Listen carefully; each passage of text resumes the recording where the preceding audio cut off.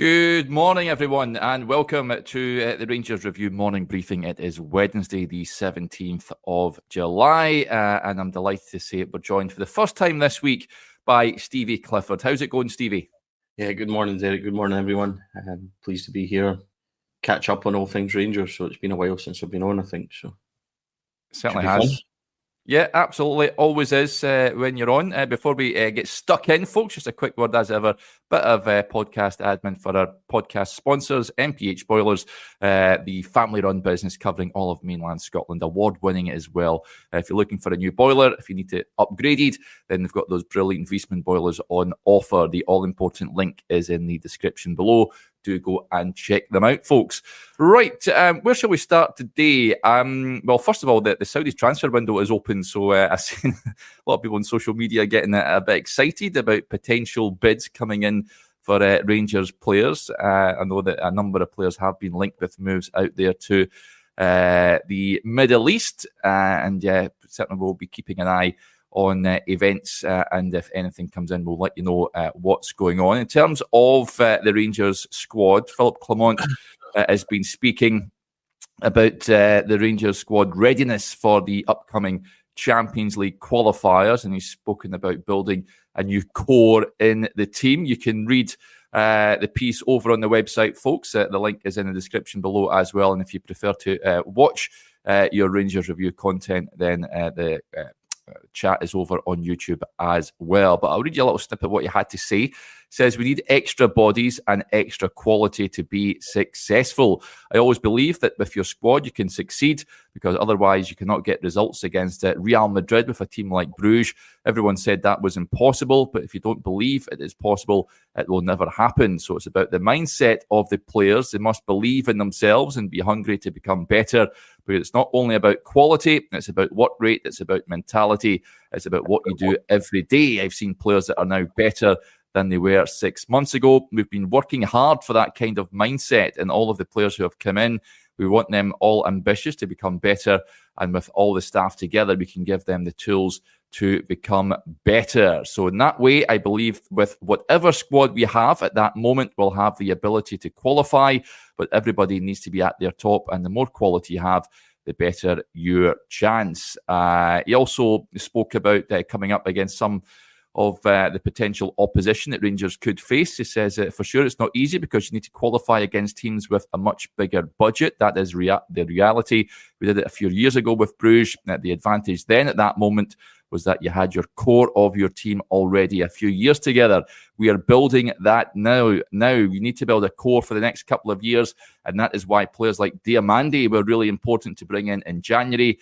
We see him grow in the months after, and again now we are busy with doing that, and we are going to throw ourselves full to qualify because everything is possible. So that's just a little snippet of that piece from the manager, Stevie. Nothing's real surprising there. You've got to say it. I think Rangers, whoever they were coming up against in the Champions League qualifiers, would be up against it. It's clear that he's looking to add more quality to the squad. For me, if the Champions League qualifiers were tomorrow, I would have my doubts that this squad is good enough to reach the group stage, but there is still time. Yeah, there's plenty of time left, isn't there? So I think if the last week's taught us anything, it's not to overanalyze what Philip Clement is saying. I think that's just a kind of bog standard interview. He's speaking logically, isn't he? It's always going to be difficult at that level, and most teams have a bigger budget, which we all know about, and he needs more quality and he needs more players. Yeah, it's nothing massive, is it? We know all that, and it's good to know that that's what he's pushing for and pushing to improve. So, yeah, I mean, there's not a lot there, Derek, other than what you would normally think the manager would say regarding Champions League and things. So, I'm not overly going to analyse or worry about those comments. It's all pretty much standard.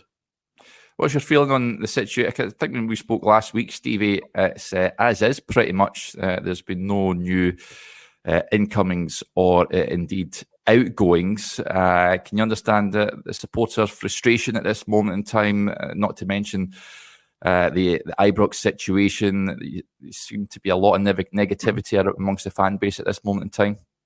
Yeah, I think I do. I obviously understand that I'm a supporter like everybody else, so I completely get it, and I understand what people are, feeling and what they want answers to. I think I've spoken long enough and on one platform about communication and accountability at the club, and I think that that's a necessity. And I think that the little mini updates since the proper update on the stadium last week is better and probably could have solved a lot of issues in the last couple of weeks. So I'm glad from that point of view that the club seemed to have, listened to the numerous requests that happens.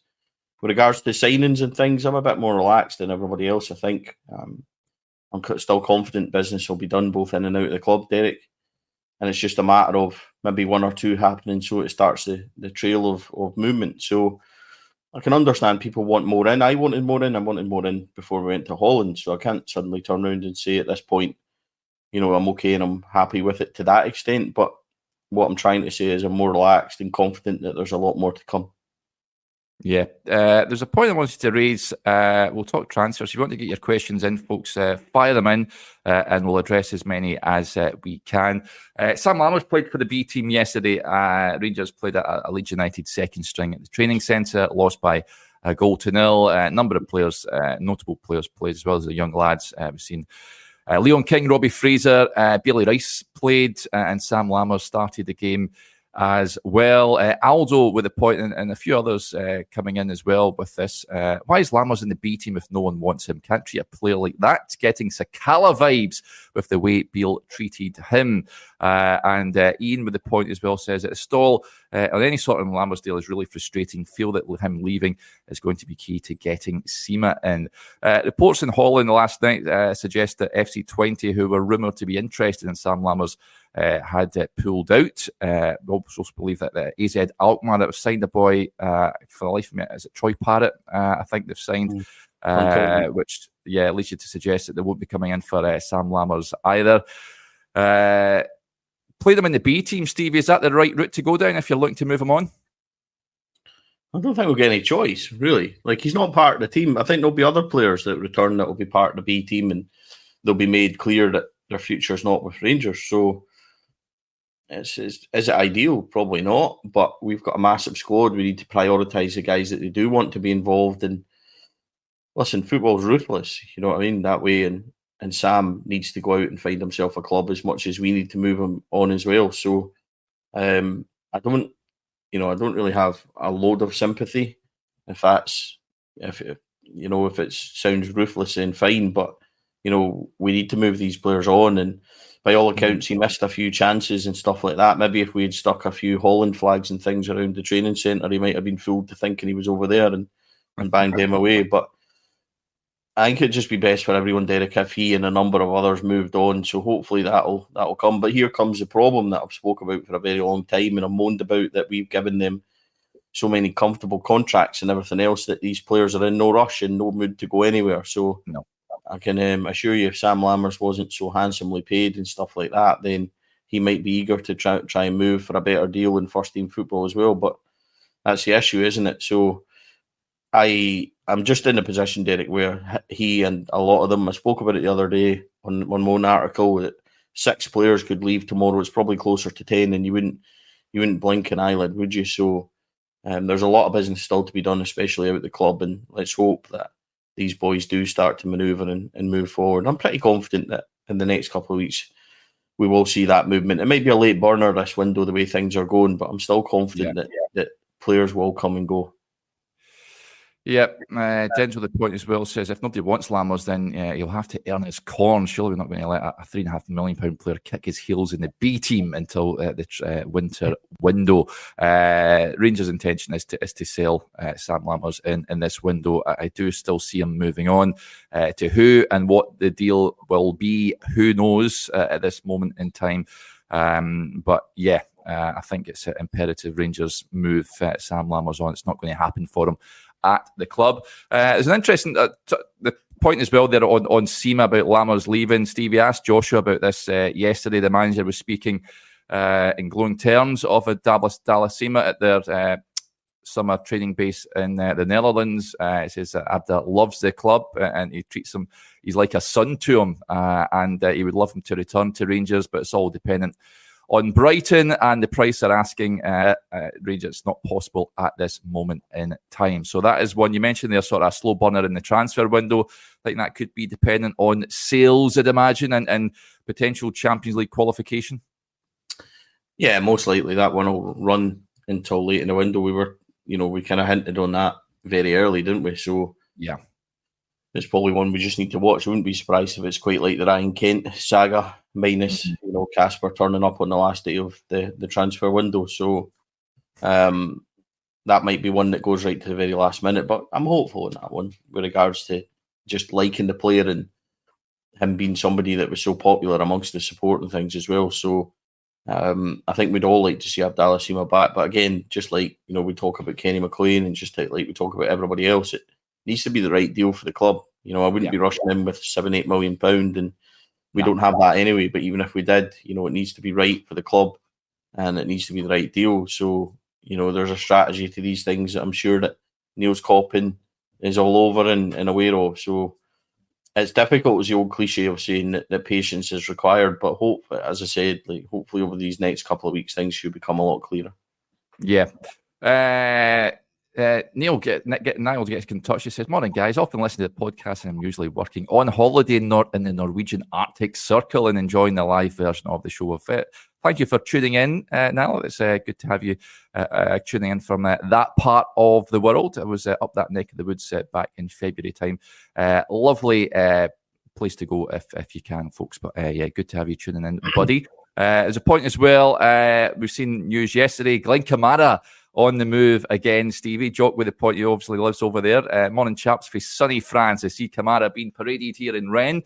Not much info on exact transfer fee. It's been reported from those that cover Leeds that it's around €10 million.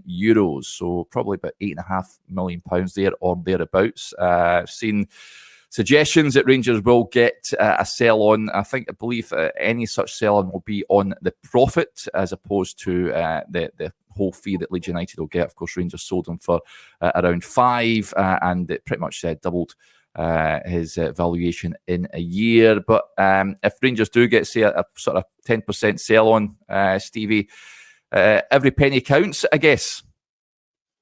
Yeah, listen, Derek, I think we should start a new strategy on our shows that we don't answer questions from people that are from these far-flung places, from France and all sorts. You know what I mean? I'm in the East Renfrewshire Atlantic Circle, and it's freezing. So, listen, let's get some folk that are closer to home. No, I'm kidding. Look, Glenn Kamara, he seems to have done well in the wee bit he was down in Leeds. They've humped him on for a wee bit of profit for them. They've obviously got a strategy that works for them. So good on them. If we do get a couple of $100,000, because it won't be much more, $3.5 million profit, 10%. You're not looking at a lot of money there, 350, 400 grand maybe, but it's better than nothing. Exactly. And if that's the case, I'm not sure it is. I don't have it confirmed if it's 10% or 10% of profit or whatever. So we'll wait and see on that one. But it's a couple of $100,000, which is fine and welcomed, and we wish Glenn all the best. But I do wonder why, he suddenly went from £5.5 million to £8.5-9 million in the space of less than a year down at Leeds. So that's interesting and probably disappointing from our point of view. But I think the time to sell Glenn Kamara was probably a couple of years ago, and those deals maybe didn't really materialise, unfortunately, for us, because he was an exceptional player for us when he was on form and he fancied it. Then he was really, really good. He just, unfortunately for us, the whole last season he was there, didn't really fancy it and kind of lost his appetite a wee bit. But it's one of those ones where you probably put that down to a deal that could have been if we had a much more functioning and better trading model. Yeah. We'll try and find out what sort of fee Rangers could be in line for with that transfer. I think he'll do well in France, incidentally. I think that sort of style of football will suit him there. And all the best to Glenn over there. Player that's been linked over the weekend, Stevie, is Joan Jordan of Sevilla. Sort of defensive midfielder. He's been told that he's free to leave the club. Victor Orta, their sporting director, formerly of Leeds, incidentally, has said that he's not part of the project there, and he's been told to go and find another place to play football. Now, Rangers had a loan bid kicked out into touch over the weekend because Sevilla wanted them to foot more of his weekly wage. It's been reported that they will come back in with an improved offer. Is he someone you're aware of, Stevie? His profile, is it someone you would like to see at Ibrox? Yeah, it's definitely someone I'm aware of. He's had a semi-decent career, hasn't he? And, I think he's won the Europa League twice with Sevilla, if I'm right. And he's actually, I think, moved on for 15 million euros at one point as well. So he's certainly got credentials. Profile-wise, he's at a nice age. Obviously had injury problems last season, which probably makes him a stick-on to arrive at Ibrox at some point. And he's good range of passing, likes a long, quick pass and stuff like that, and likes to kind of dictate play. Could preferably be a number 6, which we're looking for, a proper dictator like that. So it's probably a move that actually quite excites me in terms of his profile and what he's like. And we need that. I've spoken long about needing a 6, Derek, and needing that type of profiled player in there. So it's one to watch. I'm not sure where that is in terms of likelihood and stuff like that. But I would be, if we were given the opportunity, and if we can manage to seal that deal, then it's certainly one that I would look forward to, I think, with a wee bit of enthusiasm in terms of what type of player he is and stuff like that. So one to watch, I would say, and let's see what happens with it. That number 6, a key area for you, Stevie, that Rangers need to bring someone in. It's obviously clear that they are looking to add a bit of experience in that position. Is that key for you this season? Someone in there that has that experience that can sort of dictate play? Yeah, I think the spine of the team is really key for me. I've spoken about it a lot. We need a centre half. We need a 6. We need a 10. Yeah. I still think we need a striker. So there's those positions right throughout. And then, we need wingers, don't we? Potentially we might need a fullback. So, Derek, where do you really prioritise? Like, it'll be up to the manager to decide, because it's arguable that we need a player in almost every single position. So it's one of those ones, isn't it? But I do think the strengthening of the spine is really key. If you get that right through the core of your team, then I think you could potentially be onto something a lot better. So let's hope so. Yeah, absolutely. Apologies, folks, if you can hear barking in the background. My dog's going bananas at the window, but we'll crack on in the meantime. Players that are heading out the door. Blue Nose John gets in touch. He says, good morning, Derek and Steve. The days of stockpiling players has to end. How many number 10s does a club need, for instance? Yeah, Rangers do have a lot of number 10s on the books. I can see a number of those leaving, Stevie. Interestingly, I thought Alex Lowry did particularly well at the weekend, given a chance against Ajax. I would expect him to feature at various points in the upcoming pre-season friendlies on the horizon. I get John's point. I think there will be movement and they will try and get players out the door in terms of number 10s. We spoke at length about Yanis Hadji. Tom Lawrence, I don't think, is the future of the club. Todd Cantwell, I think if Rangers get an acceptable offer, I think he will be moving on as well. But could Alex Lowry maybe step into the void? I think it's interesting. Of all the names you mentioned there, of those 3 guys, Hadji, Cantwell and Lawrence, they're all okay, aren't they? They're all fine players. They're all averagely good, capable of, just like we've seen with Tom Lawrence, bending one in from 25 yards at home at Kilmarnock. So when it goes up the next level, can they really do it? And I'm not sure that any of them have properly shown that. Yanis Hadji is probably as close to anybody as being the one that has shown that in our really good season. So I think that a clean sweep of that position wouldn't be unwelcome for me if the deals are right. Arguably, if there's any deals the way things are going at the moment. But I'm not overly fussed. They would just be a number of players, Derek, that we could lose, and I'm not really overly fussed on. As for Alex Lowry, I've always liked Alex. Always, people know that I've spoke well of him, and he's a lovely young lad, and he's somebody that I really like. So, on the football field, he kind of came in like a whirlwind, didn't he? And scored, I think, on his Scottish Cup debut, and he looked really lively, and he's somebody that we kind of took to a wee bit as a support. Has he really kicked on? Arguably, probably not. And he would need to grab his opportunity, I think, to try and convince Philippe Clement that he's got a future. But, it's open there, I think, for him because that position is so uncertain and because there's not, one standout player. He's probably playing for one or two positions if we're going to go with a number 10. So it's an interesting one for Alex Lowry. I would like to see more of him in a squad-type player role. I'm not sure I would put him in as first choice, but I would certainly, if you ask me to, when you've got the other three that we mentioned, Lawrence, Hadji, Cantwell, and then Lowry into it, I mean, who was the one that you would keep in there that could provide the most promise, things like that? It's probably most likely for me, Alex Lowry. I think the others have reached a point in a ceiling where I'm not sure they can go much further. So I know arguably that might upset some Todd Cantwell fans and things like that, but I'm just at the point where Todd Cantwell, he's maybe had a lot of opportunities and never really properly grasped them. And if there was a potential move for Todd Cantwell out there, then I don't think we'd be too difficult to deal with. So, Alex Lowry's an interesting one. He might possibly end up going out on loan somewhere as well and trying to grab that opportunity. It never quite worked at Hearts, but it's a difficult one. There, has he done anything really to justify getting into our first team? The answer is probably not. Well, he needs to convince the manager that he can. I think he needs to convince everyone, really. Yeah. We've seen flashes. I think we'd all maybe romantically like to see him get an opportunity. I think that's probably what I'm saying, but he needs to grab it as well, for sure. Yeah. Kenneth says there, Derek worried about his dog. He was going there bananas there, but he has quietened down, thankfully, now. But this caught my eye. We'll just deviate slightly before we come back to the Rangers chat.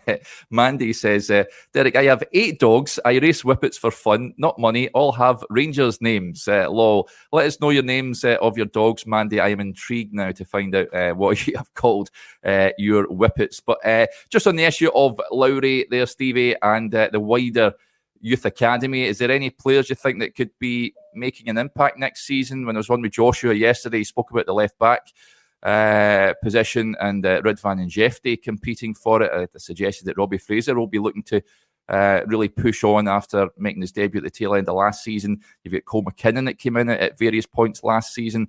Do you think these guys can really make a mark this coming season? Is there any others you think that can surprise us perhaps? I don't know if surprises is right, but the likes of Rice and Lovelace are the ones you would probably automatically go to, who are your next ones where you would want to push on and take that opportunity, wouldn't you? I don't know enough about the academy players to really sit and say, yeah, this one's coming through, next one's possibly coming through. So I think it's just a case of waiting to see. Obviously, the manager spoke really well about Finlay Curtis training with the team this week and taking that opportunity for him and beginning to bed him in that kind of way where he trains regularly with the first team, So it's going to be interesting to see. I do get the impression that if they're good enough, Clement will get them in and amongst the squad. As for Robbie Fraser and Cole McKinnon, they've never really disappointed when I've seen them at B level, and they've had some odd cameos at times. I think Cole McKinnon played it right back towards the end of the season in one of the games. I think possibly it was a Dundee midweek game, and he filled in really well there, and he's a very versatile player. Could he perhaps become, in an ideal world, Derek, where your squad's actually properly laid out and and has 22 to 24 core players, these boys are the ones that should be pushing on. It shouldn't be a position where you've got 30 players all at 30 grand like we seem to have at this moment in time, but it's just a big muddle of average players. So your squad should have that, first players that are pushing on, young, hungry to try and get in, and then your academy boys pushing them even further. So if the layout of the squad's correct, it would be ideal for Robbie and Cole and Bailey, Rice and Zach Lovelace and that to push on. So hopefully we can restructure that. And I think that's been a lot of the problem this summer is, and, when you talk about Philippe Clement's comments last week and things like that, people read it one way. I read it differently when he's talking about he didn't realise how big the job was in October and it's just such a massive rebuild. I think he's had a peek under the bonnet, Derek, and I think a lot of what we've been saying about this squad, he's actually seen it live and realises as well. So this is a massive rebuild. It's probably one that will take more than one window, but we need to try and get the immediate, kind of movement right so that the future of the windows becomes a wee bit easier. We can't have a window, Derek, every summer where we need to get 10 out. But what I would say is that, the profile of players that we've brought in so far are interesting. They are good.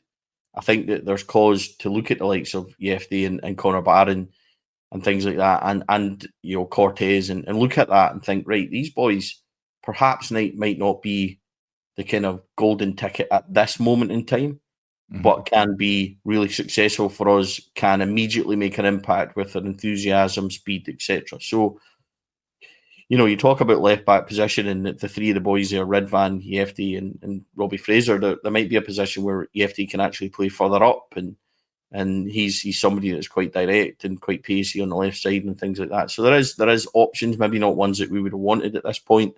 Maybe we would have wanted more players in or whatever. But I think just because we haven't done a lot of business, Derek, and as much business as we want, it doesn't mean the business we haven't done so far isn't along the right lines of where we want to go. And I think sometimes that's getting missed in the whole, I want more players in and I want them in now. So it would be nice over the next couple of months if we can do that. I think that would certainly make everyone feel a lot better about the squad situation as it's in. But I'm okay with what we've done so far. I would like a few more. Absolutely. I would have liked a few more by this point also, but it doesn't mean that the business we have done is bad. So I'm looking forward to seeing how it all kind of pans out. Yep, and just speaking just on the left back situation, one player that there's been a number of players linked with Rangers over the course of the summer, but Thomas Galdames reports over there in Chile and Argentina say that he's now heading to Russia to sign for a club by the name of Krylia Sovetov. So that is one we shouldn't expect to pitch up at Ibrox, Thomas Galdames. Just carping back to dog names, Kev says, one dog must be called Brandon Barker, but Mandy's got back in touch with the names of her whippets.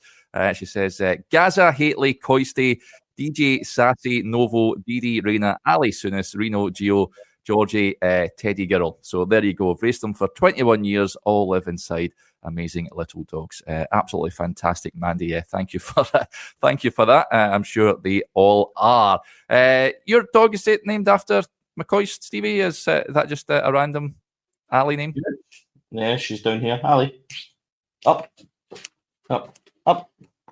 There she is. Hey, there she is. So she's named after Ali, after Superb. The main man himself. So, aren't you? But she's a good girl. Do you know, it's funny when you talk about those 8 names, Derek, that I've got 2 boys and I can barely remember their names. I get them mixed up all the time. So never mind having that many dogs. I'd be lost. I'd be just, all over the place. But there you go. Some people are better than me with that sort of thing. So one dog's enough for you. Yep, ditto. Mark Boyle gets in touch as well, says, my lizard was named Coisty, so there you go. Just at a point before we wrap up, and a lot of people asking, James with a point here says, where are the B-Team Academy players playing this season? Any league, or is it all friendlies? Of course, they play that sort of best v best programme. I've said it before, I think when I've been on Q&As on the Extra channel, I don't think the Lowland League was the answer, especially since you can't be promoted from that division. The gap is just too big between playing in that division and playing for the Rangers first team. For me, I would like to see a lot of the young boys being sent out on loan, not just to teams in Scotland, but far-flung places down south or even abroad. This moment in time, they don't even have an academy director. Zeb Jacobs left to join Feyenoord, so that's another position that Rangers have still to fill, Stevie. How do they resolve this and getting the young players ready to feature more for the first team? It's something that the manager has spoken about before. I know he name-checked Ross McCausland last season about it, and getting them integrated into the side, and how you would like the players, the young boys, to sort of seamlessly move into the first team, so it's not that big a jump when they are asked to play for the senior side. Is it something that needs addressed for you? Yeah, it's farcical that in Scotland we basically don't have anywhere for the reserve stroke B team under 21 guys to play. It's honestly, it's not a good position to be in. But where will they be playing? I think the answer, James, is that early on in the season they have various cup games to play in. So depending on how we do on that, it kind of takes us. The first half is normally quite busy. It's after Christmas when they're just sitting about in limbo that the real problem is. I think it's a real shame. I genuinely do. And I've heard people talk about the Lowland League, Derek, and give your opinion on it and stuff like that, and agree with you. And I'm not sure I do, because the Lowland League, although it was a certain level and everything else, and I'm not arguing that, and absolutely understand what you're saying, that first team football experience readied the likes of Alex Lowry to come into our first team. And although the levels were massively apart, it was first team experience with Rangers playing in competitive games. So I think there's an argument for a medium to be found there somewhere. I certainly think so. I'm not for 1 second saying the Lowland League was the answer. What I'm saying is that that kind of experience helped him go straight in there, and we found Alex Lowry because we had those games. At the moment, the boys are sitting in limbo and they're not doing very much, and that's certainly not progressive for us, Derek, in what we're trying to do. So it's a real frustration of mine, Derek, that we don't have a proper setup at that level for our players. And I think every time Rangers have went with emotion or suggested something, it's been knocked back. So hopefully they need to get in line with another couple of teams and things like that, and see if they can come up with a proper solution to where it is. Because as a national body and things like that, I'm not sure there's many countries where you look at it and after 18 at your top clubs, like, there's nowhere for these players to play or go. So yeah, it'll be cup games, and it'll be a case of a lot of best v best games as well, which they're really difficult to organise. I don't think we even had that many from the turn of the year. You're looking at the boys maybe having a handful of games, and it's not enough. Like, going months or so without having any competitive games, it becomes really difficult to train as well, Derek, because you've not got any targets, you've not got any prospects, you've not got anything to build towards. Exactly. How do you push on? How do you improve? How do you strive to be better? It's basically no man's land in that for a football club, and in any team across the league isn't good. So I'd really like to see that situation solved. Yep, All About Rangers sums it up for me, and I agree with this. It says nothing wrong with the old reserve league. I'd bring it back tomorrow if I could. Used to love going to the Rangers reserve games as a youngster. Used to get really good crowds as well. So I'd bring that back in a heartbeat. But it's certainly a conundrum that I think that the club will need to try and solve pronto, pretty much. But there you go. Right, that'll do us there. Thank you to Stevie, as ever, for joining us on the show. I think you're back tomorrow, Stevie, if I'm not mistaken, are you? Yeah, I think so. So, I look forward to that, and I'm sure everybody will love my cheery tones, and hopefully something to excite us today, about ins and outs or something that we can discuss tomorrow. Either that, or we're going to have to do Q&A and all sorts again, Derek. So we'll just wait and see how that comes about. Yeah, we've done so well so far, I've got to say, during the course of the summer. It hasn't been too much to talk about, but we've always managed to get a show sorted every weekday. But that's largely down to you guys for firing in questions and that sort of stuff, folks. So thank you. Right, we'll be back on tomorrow. Enjoy your Wednesday. Incidentally, those of you that are extra subscribers, hopefully speaking to a Man United podcaster this afternoon, just to get a bit of insight into Saturday's opponents. So that is something hopefully that we'll get sorted this afternoon, something to look forward to. If we don't speak to you later, enjoy your Wednesday. Bye for now.